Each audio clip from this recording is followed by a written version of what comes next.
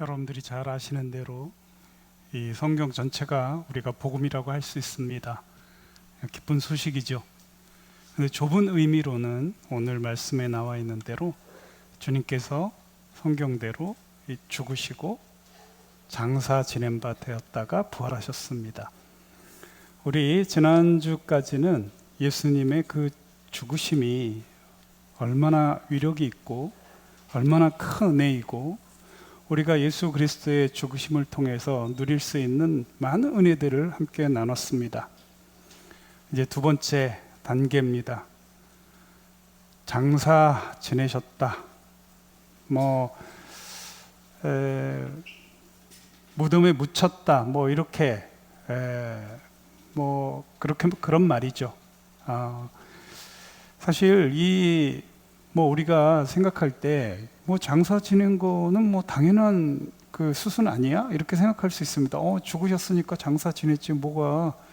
근데 이 두 번째 단계인 이 복음의 두 번째 스테이지라고 할 수 있는 이 두 번째도 굉장히 중요합니다. 장사 지낸 것에 대한 이야기를 통해서 우리가 큰 교훈을 얻을 수 있고 큰 은혜를 누릴 수 있습니다. 예수님께서는 정말 기가 막히게요. 그냥 그날 아침에 그러니까 그날 돌아가시기 전날 밤에 잡히셨다가 아침에 사형 선고를 받고 바로 그날 돌아가십니다. 급작스럽게 사형당하시죠.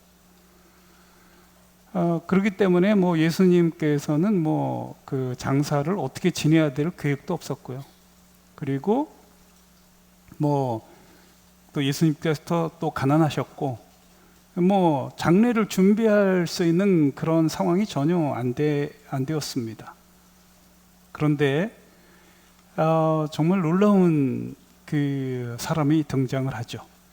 아리마대 요셉입니다. 우리 요한복음 19장 38절을 보겠습니다. 요한복음 19장 38절을 보면 우리 같이 한번 읽어보겠습니다.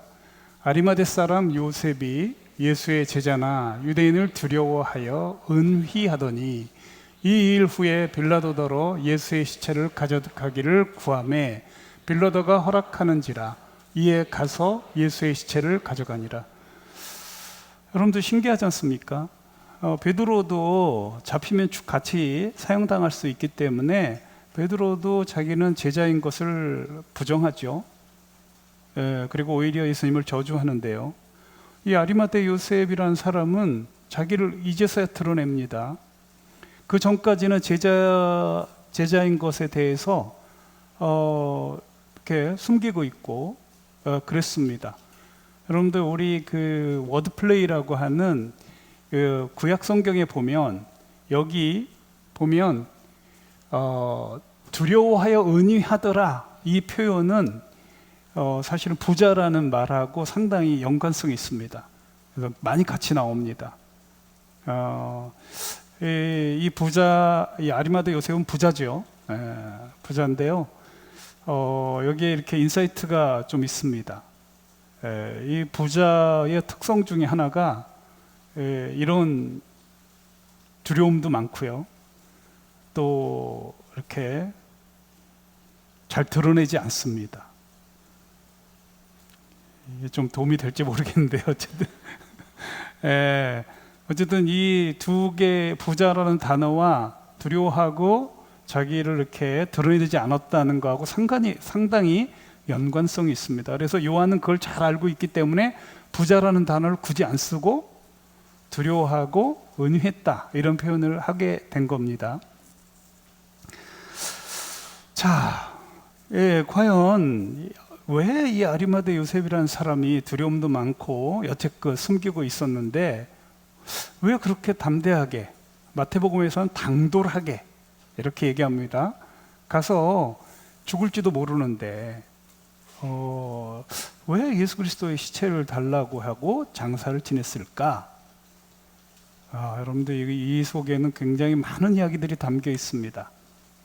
먼저 여러분들의 이해를 돕기 위해서 이 아리마대 요셉 이야기는 좀 이따 하고, 그 중간에 여러분들하고 생각해 볼 분이 하나 있습니다. 아마 이 아리마대 요셉보다 더 기가 막힌 당돌한 분이 한 분 계셨죠. 누굴까요? 예수 그리스도의 어머니 마리아입니다. 자, 누가복음 1장 26절에서 38절을 보겠습니다. 자, 여기에 이 예수 그리스도의 어머니가 예수 그리스도를 잉태하는 이런 장면이 나옵니다. 한번 보겠습니다. 여섯째 달에 천사 가브리엘이, 여섯째 달은 그 엘리사벳이 세례 요한을 이제 잉태한 기간 6개월 후라고 얘기합니다. 그러니까 배가 제법 불렀겠죠. 천사 가브리엘이 하나님의 보내심을 받들어 갈릴리 나사렛이란 동네에 가서 다윗의 자손 요셉이라 하는 사람과 정혼한 처녀에게 이르니 그 처녀의 이름은 마리아라. 그에게 들어가 가로되 은혜를 받은 자여 평안할지어다. 주께서 너와 함께 하시도다 하니 처녀가 그 말을 듣고 놀라 이런 인사가 어찌미뇨. 그렇죠? 무슨 은혜를 받았는지, 주가 너와 함께 한다는 이런 말이 도대체 자기에게 큰 일이 지금 벌어지고 있구나. 자기에게 뭔가 이렇게 하나님의 어떤 그 신탁, 하나님이 뭔가 이렇게 말씀하실 것이 있구나, 이런 것이죠. 생각하며 천사가 일러 가로되 마리아여 무서워 말라. 내가 하나님께 은혜를 얻었느니라. 보라, 내가 수태하여 아들을 낳으리니 그 이름을 예수라 하라. 저가 큰 자가 되고 지극히 높으신 이의 아들이라 일컬을 것이요 주 하나님께서 그 조상 다윗의 위를 저에게 주시리라. 왕 중에 왕이 된다는 말이죠. 그 다음 보겠습니다. 영원히 야곱의 집에 왕노로 다실 것이며 그 나라가 무궁하리라. 마리아가 천사에게 말하되 나는 사내를 알지 못하니 어찌 이 일이 있으리이까. 천사가 대답하여 가로되 성령이 내게 임하시고 지극히 높으신 이의 능력이 너를 덮으리니 이러므로 나실 바 거룩한 자는 하나님의 아들이라 일컬으리라. 보라, 내 친족 엘리사벳도 늙어서 아들을 배웠느니라. 본래 수태하지 못한다 하던 이가 이미 6달이 되었나니 대저 하나님의 모든 말씀은 능치 못하심이 없느니라. 굉장히 중요하죠.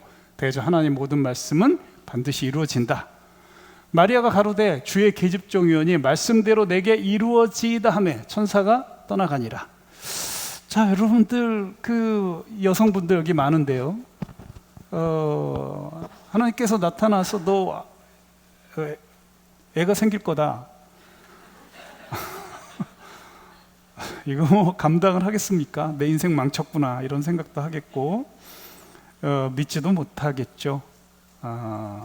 그리고 뭐 굳이 여러분들에게 주님이 그러실 일도 없고요. 자, 어쨌든 그런데 이 마리아는 그렇게 되어지기를 원한다고 얘기를 합니다. 참 신기합니다. 아리마대 요셉보다 더 어려울 수 있을 것 같습니다. 자기 이제 정혼을 한 여성인데, 정혼을 했는데 이걸 만약에 애를 뱄다, 그리고 이것이 소문이 났다, 그러면 돌에 맞아 죽습니다. 그 당시 구약 율법에 그렇게 돼 있습니다. 정혼을 했는데 다른 남자하고 통간한 게 되거든요. 그럼 돌에 맞아서 죽을 수밖에 없는 상황입니다. 야, 근데 어떻게 마리아는 이렇게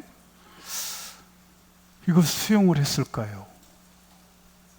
정말 신기합니다. 저는 이 마리아의 이 믿음은 역시 우리 예수 그리스도께서 마리아를 통해서 날 수밖에 없었겠구나. 이렇게 믿음이 충만하고 이 말씀에 관심이 많았던, 그리고 하나님 말씀에 어떤 말씀이라도 순종했던 이런 마리아에게서 태어나는 것이 마땅하구나. 그러니까 그 뒤도 보면 알겠습니다만 마리아는요, 정말 예수님의 그 모든 일거수일투족을 다 기억하고 있었고, 많은 기도를 했을 겁니다. 그리고 예수 그리스도가 메시아로 살아가는데 도움을 많이 줬을 겁니다. 자, 그런데 마리아가 왜 이런 결정을 이렇게 쉽게 했을까요? 예를 들면 여러분들 같으면 이런 제안이 오면 좀 믿음이 있다 하는 분들 같으면 어떨까요? 조금만 기다려 주세요. 제가 한 3일 동안 기도해 보고요. 뭐 일주일간 금식해 보고요. 뭐 이 정도도 믿음이 좋은 건데, 사실 어떻게 보면 뭐 대부분은 거절할 거고. 근데 마리아는 즉시 대답을 합니다. 주님 말씀대로 되어지길 바랍니다 라고. 이유는 간단하죠. 여러분들, 이것은 마리아뿐만 아니라 그 당시 많은 유대인들은 메시아 사상으로 가득 차 있었습니다. 자기네들에게 계속해서 어려움을 주는 이 땅의 삶, 이 고통받는 이 땅의 삶에서 진정으로 자기를 해방해주고 진정한 자유와 진정한 풍성함과 그 모든 것을 채워주실 메시아, 진정한 왕이 태어나기를 간절히 바랐습니다. 그게 대대로 이 구약시대에 내려오는 그런 이스라엘 사람들의 그런 간절한 소망이었습니다. 마리아는 당연히 이 이사야 7장 14절을 보겠습니다. 이 14절에 보면 잘 아시는 대로 같이 한번 읽어보겠습니다. 자, 시작.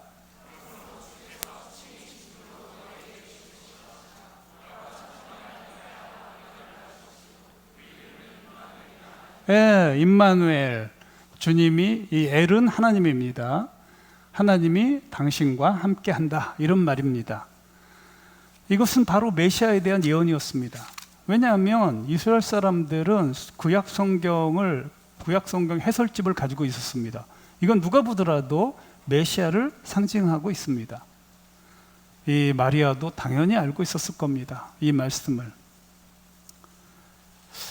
그런데 이 많은 그 당시 아마 여성들 중에 믿음 꽤나 있다고 한 사람들은 아마 다 이 말씀에 대한 이 약속을 다 알고 있었을 겁니다. 그런데 마리아도 역시 그 중에 한 사람이었죠. 처녀에게서 처녀가 아들을 낳을 거라. 근데 여러분들, 이 처녀에 대해서 여러분들 악한 그런 말도 안 되는 사람들이 그렇지 않다고 하는 사람도 있습니다. 현대에 우리 어떤 영화들 보면 거기 보면 로마 병사에게 당했다 이래가지고 태어난 게 예수다 이런 얘기를 하는데, 여러분들 그거요 그냥 믿지 마세요. 그 순 엉터리입니다. 왜냐하면 제가 여기 나오는 이 처녀라는 단어를 언어 연구를 했습니다. 근데 이 언어 연구를 보면 이것은 정말 남자 경험이 없는 여성을 얘기합니다. 근데 어떤 학자들은 또 아니라고도 합니다. 그런데 이 마리아를 볼 때는 여러분들 이 처녀였던 것이 맞습니다. 남자를 자기는 모른다고 얘기도 합니다. 여러분들 이 성경은 진실만을 기록한 것이고요, 반드시 이루어질 것을 기록하고 있습니다. 천지는 없어지겠으나 내 말은 없어지지 않는다고 예수님이 분명히 말씀하고 계셨고, 하나님 말씀은 영원합니다. 그래서 누가 말도 안 되는 얘기를 하면 그냥 여러분들 무시하십시오. 여러분들의 증인이고 성경이 증인입니다. 누구 이렇다 저렇다 말하는 거, 이거 여러분들 너무 신경 쓰지 마십시오. 여러분들이 성경에 입각해서 결단하고 행동을 했다면 그것이 정답입니다. 여러분들 꼭 명심하시기 바랍니다. 여기 논문이 많이 발표됐습니다. 저도 구약을 전공하면서 이 본문을 가지고 원어 연구를 깊이 했습니다. 이거는 분명히 남자를 알지 못하는 처녀가 맞습니다.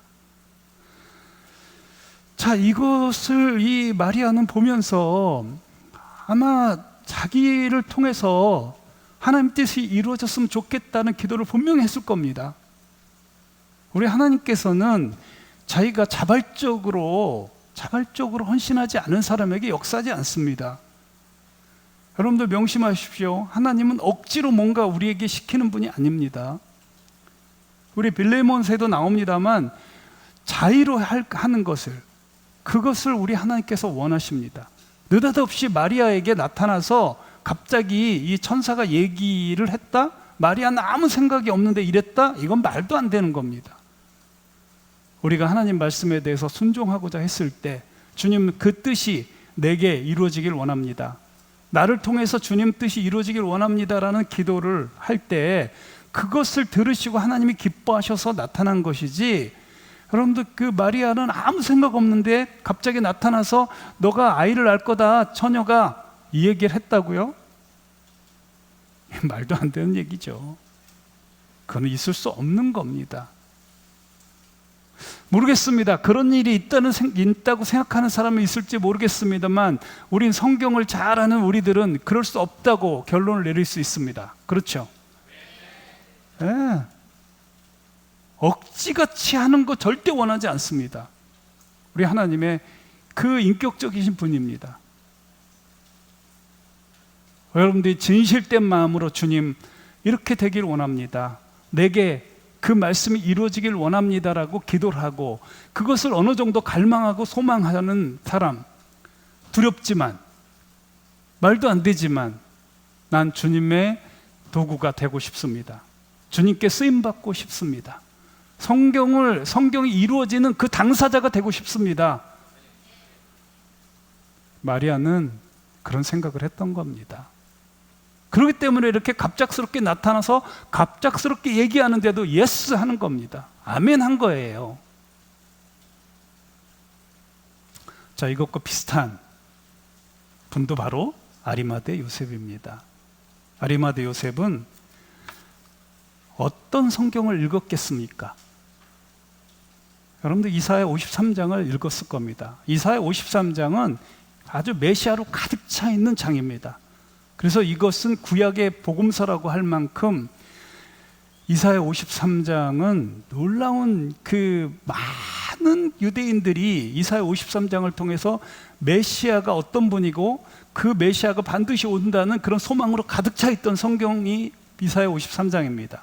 이사야 53장 처음부터 보겠습니다. 자, 같이 한번 읽어보겠습니다. 우리의 전한 것을 누가 믿었느뇨? 여호와의 팔이 누구에 나타났느뇨?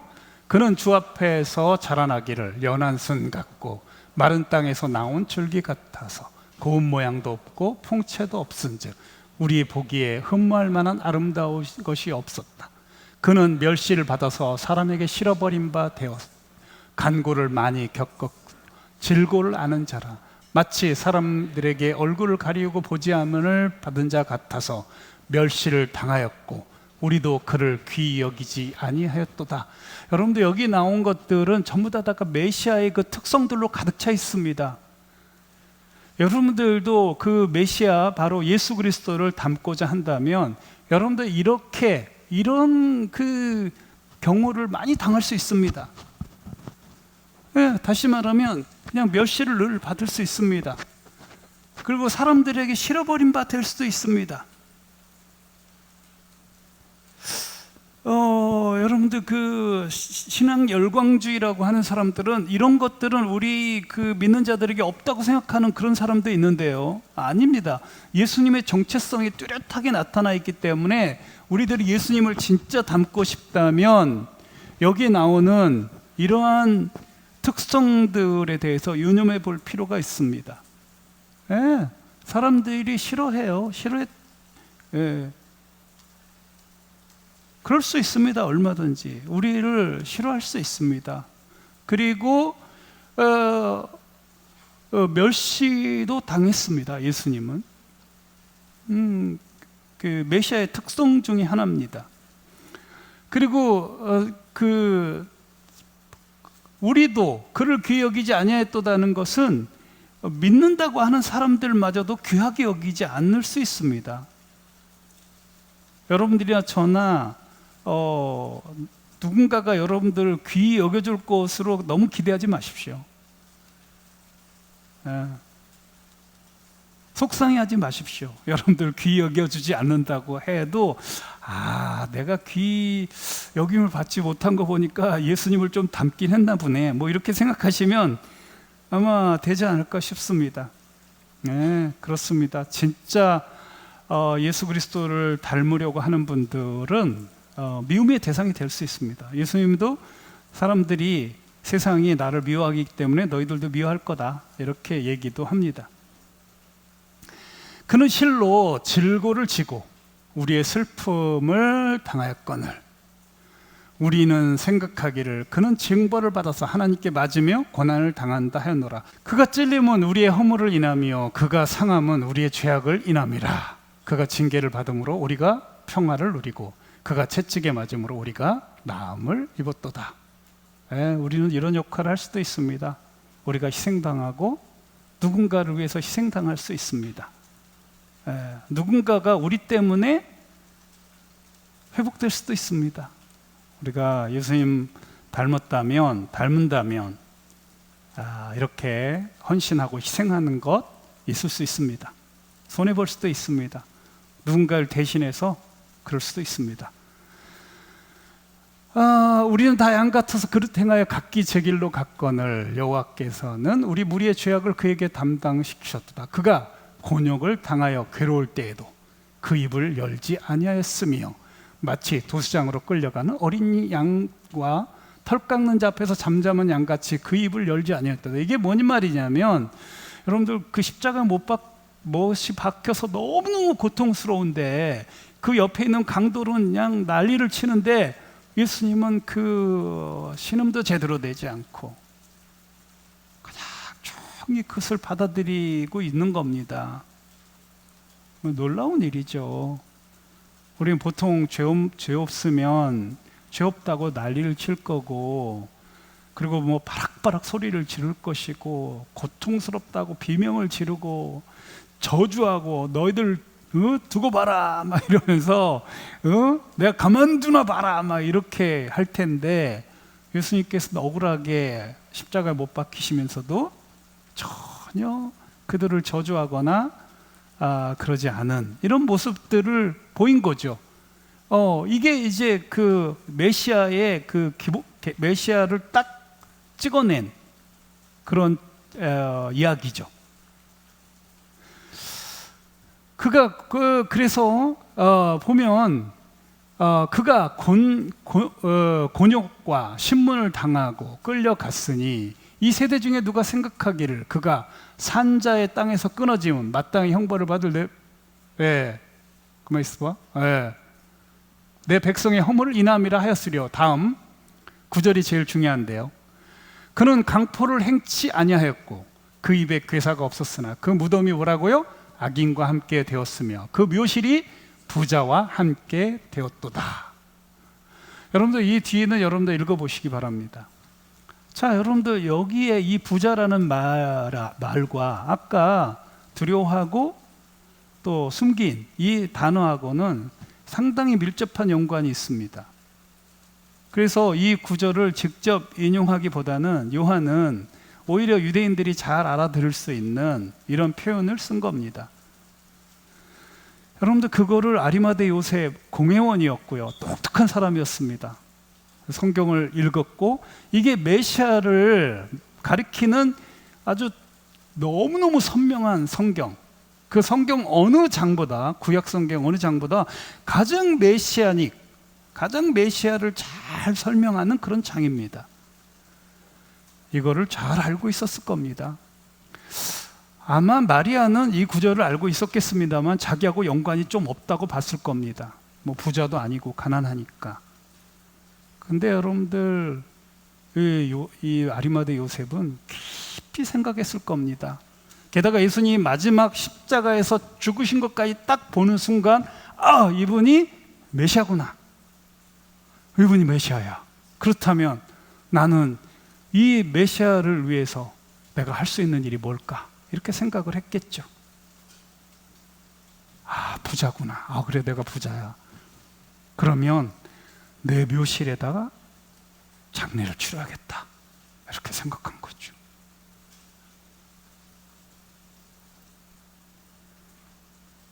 주님의 뜻이 나를 통해서 이루어지기를 간절히 바랬던 우리의 소망 아닙니까? 주님의 뜻이 나를 통해서 이루어지기를. 바로 이 말씀을 근거로 해서 그 말씀대로 되어지기를 간절히 바랬던 이 위대한 두 인물을 오늘 여러분들에게 소개했습니다. 자, 그러면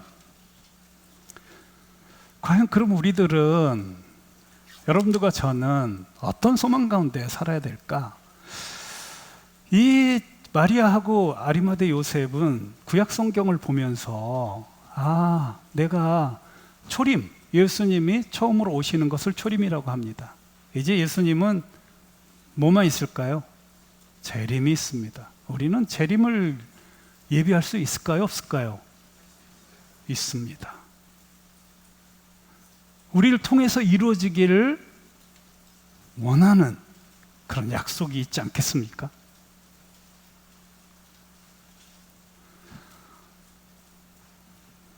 자, 도대체 어떤 약속으로 우리는 그 약속을 실현해서 예수 그리스도의 재림에 결정적인 역할을 할 수 있을까?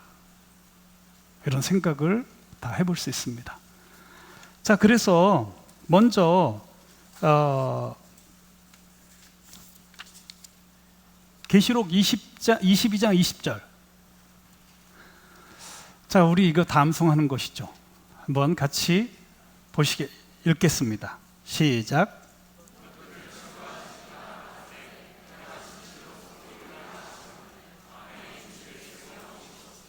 예, 오늘 설교 제목이기도 합니다. 주님께서 속히 오시고 싶어 해요, 안 해요?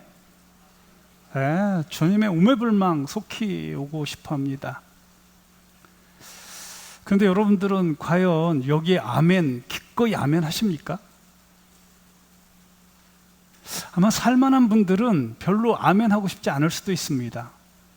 그리고 이 땅에서 욕먹고 거짓으로 우리 악하다 하고 능욕당하고 궁핍하고 핍박당하고 곤란당하고 이런 것들을 경험해보지 못한 분들은 사실은 예수님이 속히 오시기를 간절히 바랄까요?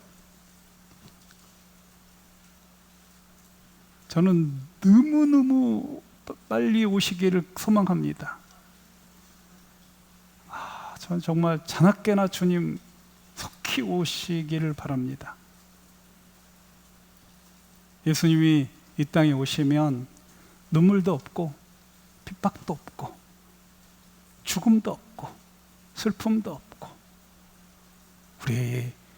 우리를 위해서 기꺼이 죽으신 그분과 함께 다 찬양하고 그분과 함께 그 풍성함, 이루 헤아릴 수 없는 풍성함과 영광스러움과 그 지혜의 그 근본인 그분과 대화하고 그분과 함께하고 우리 신들의 우리가 도대체 상상할 수 없는 그런 그 멋진 일들이 펼쳐질 것에 대한, 우리가 지금 우리 연약한 육신을 가진 우리 사람들이 도대체 생각할 수 없는 그 우주를 창조하신 그분의 그 광대하심과 함께할 수 있는 그 영광스러움, 전 정말로 속히 오시기를 간절히 바랍니다. 그런데요, 여러분들 가운데는 또 그렇지 않은 분들도 있을 것 같습니다. 우리 베드로후서 3장 8절에서 10절 같은 약속을 가지고 있는 분이 계실 수 있을 것 같아요. 한번 보겠습니다. 자, 같이 읽어볼까요? 시작. 사랑하는 자들아, 주께는 하루가 천년 같고 천년이 하루 같은 이 한 가지를 잊지 말라. 주의 약속은 어떤 이에 더디다고 생각하는 것 같이 더딘 것이 아니라 오직 너희를 대하여 오래 참으사 아무도 멸망치 않고 다 회개하기를 이르기를 원하시느니라. 그러나 주의 날이 도적같이 오리니 그 날에는 하늘이 큰 소리로 떠나가고 체질이 뜨거운 불에 풀어지고 땅과 그 중에 있는 모든 일이 드러나리로다. 여러분들 가운데서는 주님 좀만 늦게 와주세요. 제가 한 명이라도 더 구원할게요. 이런 분이 있을 수 있을 것 같습니다. 아주 훌륭한 제자분들 가운데서는 주님 좀만 더디어 와주세요. 제가 구해야 될 사람이 너무 많아요. 우리 주님의 그 뜻 가운데 하나가 한 명이라도 멸망치 않기를 바라는, 한 명이라도, 마지막 한 명이라도 구원을 얻기를 원하셔서 천년이 하루같이 기다리시는, 하루가 천년처럼 기다리시는 우리 주님의 마음을 전 헤아리고 있습니다. 그래서 좀 늦게 와주세요. 뭐 이런 분이 계실지 모르겠습니다. 좋습니다. 어쨌든 분명한 것은 우리 예수 그리스도의 재림을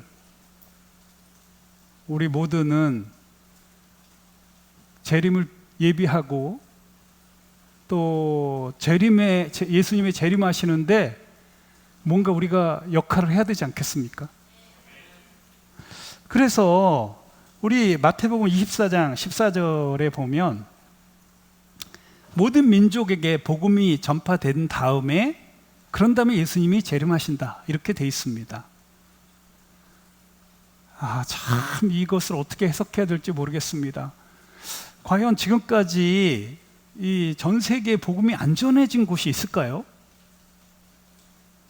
저는 없다고 생각을 합니다. 사실은 어떤 측면으로 보면 모든 민족에게, 어떤 분들이 마지막 복음이 전파되지 않은 곳은 중국이라고 하는 분들이 계시는데, 이미 여러분들 오래전에 중국은 복음이 전파됐고요. 그 어떤 분들은 또 북한이라고 하는 분도 있는데요. 그런데 북한도 이미 그 민족 개념으로 보면 벌써 복음이 전파됐습니다. 사실은 주님이 오실 날은 카운트다운 돼 있을 거라고 저는 생각합니다. 모든 곳에 복음이, 모든 민족에게 복음이 전파됐습니다. 사실은. 근데 왜 주님은 아직까지 안 오실까요?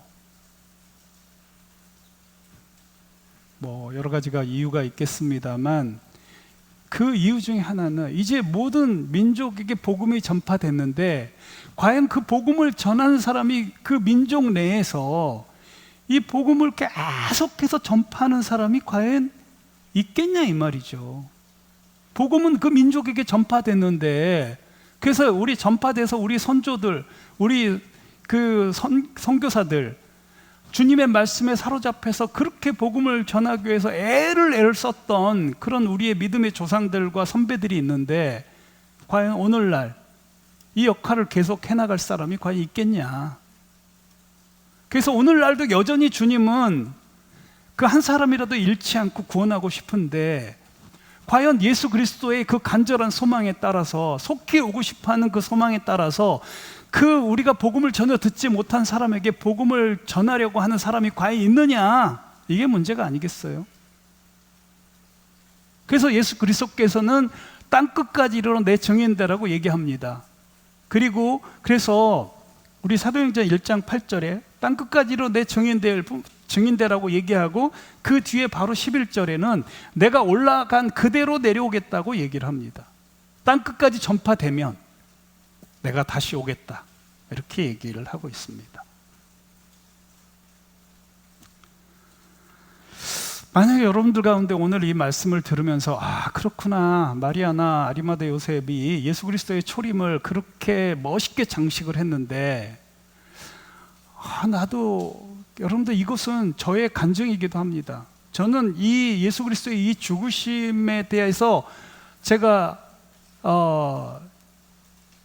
개척을 할 때 이 약속으로 가득 차 있었습니다. 저는 그래, 내가 예수 그리스도가 이 땅에 빨리 오실 수 있도록, 속히 오실 수 있도록 내가 아멘 했고, 그러기 위해서는 모든 민족에게 또 땅끝까지 복음이 전파되어야 된다, 이런 확신을 가지고 있었습니다. 그런데 그 방법이 뭡니까?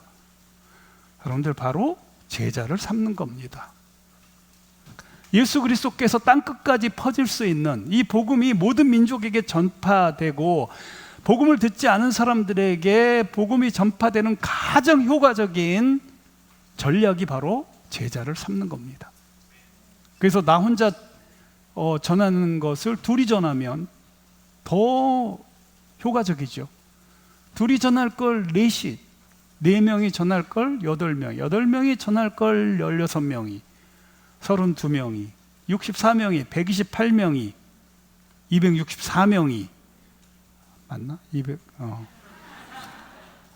2의 제곱으로 계속해서 우리가 예수 그리스도를 전할 수 있습니다. 그래서 예수님께서는 마태복음 28장 19, 20절에서 세상 끝날까지 너희와 항상 내가 함께 하겠다가 바로 그런 겁니다. 제자 삼는 사역을 하는 사람들은 마지막 순간까지 주님께서 함께 하시겠다고, 세상 끝날 때도 여전히 제자 삼는 것이 가장 위력적이고 우리 하나님께서 가장 효율적인 전도 방법, 복음 전하는 방법이라는 것을 예수 그리스도께서 그래서 말씀을 하신 겁니다. 그리고 제자 삼는 사역에 또 여러분들 위대성이 또 하나 있죠. 저는 하나님께서 우리 교회를 어떻게 사용하시고 하나님의 도구로 하실까, 이게 늘 궁금합니다. 사실은 이번에 그래서 저는 여러분들과 함께 가끔 우리 비전을 얘기한 적이 있습니다. 뭐냐면 예루살렘 교회가 한 10,000명쯤 됐을 때 대환란이 일어나서 다 흩어집니다. 그런데 여러분들, 저희 교회도 그래서 한 10,000명쯤 되면 하나님께서 자연스럽게 흩으시겠다 하는 소망을 가지고 지금까지 제자 훈련을 열심히 해왔고, 좀 치열하게 또 이 세상 사람들이 이해하지 못할 만큼 좀 강력한 그런 훈련들을 해왔는데요. 작년에 일을 탁 터뜨렸어요, 주님께서. 그래서 많은 분들이 흩어진 분들도 있습니다. 이분들이 과연 흩어져서 뭐 할까요? 모르겠습니다. 저는 여기서 배운 대로 꼭 복음을 전하고 양육하는 제자 사역을 하기를 꼭 바랍니다. 하나님께서 우리 교회를 흩으셔서 그렇게 하려고 하시는가 보다, 이런 생각도 요즘 하고 있습니다. 그래서 모르겠습니다. 우리 교회를 앞으로 어떻게 활용하실지. 여러분들, 제가 만약에 하나님께서 뜻이 있어서 제가 미리 하나님께서 데려가신다든지, 제가 그만둔다든지 이러더라도, 여러분들은 제자 훈련을 받은 분들은 계속해서 제자 훈련 할 거 아닙니까? 이게 제자 훈련의 위력입니다. 누구와 관계없이, 그래, 예수님이 땅끝까지로 내 증인되면 내가 그 올라간 그대로 다시 오겠다고 하는 그 약속에 대한 선명함을 가지고 지속적으로 여러분들 전도하고 양육할 거 아니겠습니까? 우리가 못하면 다음 세대가 할 수 있도록 우리는 최선을 다해서 제자를 길러내야 합니다. 누가 뭐라고 하더라도, 누가 별소리를 다 하더라도, 우리는 우리 교회가 세워진, 우리 교회를 세우신 우리 예수님의 그 기대와 소망은, 그래, 이 교회는 아주 강력한 제자, 무슨 일이 있더라도 끝까지 복음 전하고 양육하는 그런 그 교회다. 우리 주님은 그것을 위해서 여러분들과 저를 준비시킨 겁니다. 그래서 우리는 초림을 예비했던 결정적인 마리아와 요셉처럼, 여러분들 다음 주에는 왜 요셉이어야만 하는지, 특히 왜 부자여야만 하는지에 대해서 좀 얘기를 할 겁니다. 부자여야만 되는 이유가 있습니다. 그래서 여러분들, 저는 그런 소망을 갖습니다. 여러분들, 우리 교회에 부자들이 많이 나오길 바랍니다. 예수님의 재림도 관계성이 있을 수도 있습니다. 요즘 왜냐하면 사람들이 다 돈 합니다. 돈 때문에 울고 돈 때문에 기뻐하는 세대를 살고 있습니다. 여기에 아주 준비된 그런 하나님의 사람, 하나님께서 내신 거부들이 이 물질로 친구를 사라고 하고 있지 않습니까? 물질로 여러분들 이 복음을 전하는데 물질이 도구가 될 수 있습니다. 얼마든지. 예, 요즘 뭐 가난한 자들을 무시하죠, 많이. 근데 여러분들 가운데서 주님을 힘입어서 거부가 됐으면 그걸로 복음을 위해서 그 주님께서 그 맡기신 그 돈으로, 그 물질로 많은 사람을 구원할 수 있습니다. 여러분들이 사업에 재능이 있으신 분은 사업하면 그 직원들에게 선한 영향을 끼칠 수 있습니다. 아, 믿는 자답구나. 저렇게 우리를 위해서 애쓰는 거 보니까 주님 살아계시구나, 믿어야지. 이런 일이 얼마든지 일어날 수 있습니다. 여러분들 소망을 가지십시오. 우리는 여러분들 부자가 되는 거, 이거 여러분들 부자 돼서 시험 들어서 예수님을 버리는 이런 부자가 아니라 믿음으로 부자가 되어서 예수님의 재림을 앞당길 수 있는 역할을 충분히 할 수 있겠구나, 이런 소망을 갖습니다.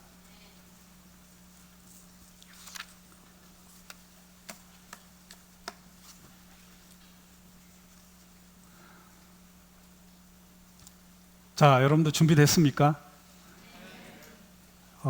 예수님의 재림의 역할을 할 준비 됐습니까? 좋습니다. 우리 모든 사람 한 명이라도 예수님 모르고 예수님 소식 한 번도 듣지 못했다고 하는 사람이 없도록 우리 최선을 다해서 복음을 전하고 예수님의 재림을 앞당기는 예수님의 그 영광스러운 재림의 작은 역할이라도 하는 그런 제자의 삶을 사시기를 주님의 이름으로 축원합니다. 우리 기도하겠습니다. 여러분들, 이 가슴 뛰는 비전입니다. 예수님 반드시 오실 텐데 예수님 오셔서 야, 너 뭐 했니? 뭐 이러면 어떡합니까? 너 뭐 했니? 누군가 역할을 해야 되는데 우리 모두가 됐으면 좋겠습니다. 한 명에게라도 복음을 전하고 그 사람과 더불어서 또 다른 사람들에게 복음을 전하는 이런 멋진 인생을 우리 같이 가십시다. 자, 우리 기도하겠습니다. 여러분들이 자발적으로 기도해야 됩니다. 저의 이게 그 성경에 기록한 대로 제가 설명을 했는데요, 괜히 저 때문에 하지 마시고 여러분들을 위해서 모든 것을 던지신 그 예수님을 빨리 보고 싶어서, 속히 보고 싶어서, 아멘 오시옵소서 하는 그런 마음으로 내가 한 명에게라도 복음을 전해야겠다, 이런 마음으로 결단하시면 여러분들 반드시 여러분들에게 그런 사람들 보내주십니다. 그런 기회를 주십니다. 여러분 담대하게 복음을 전하고 제자 삼아 버리십시다. 자, 우리 기도하겠습니다.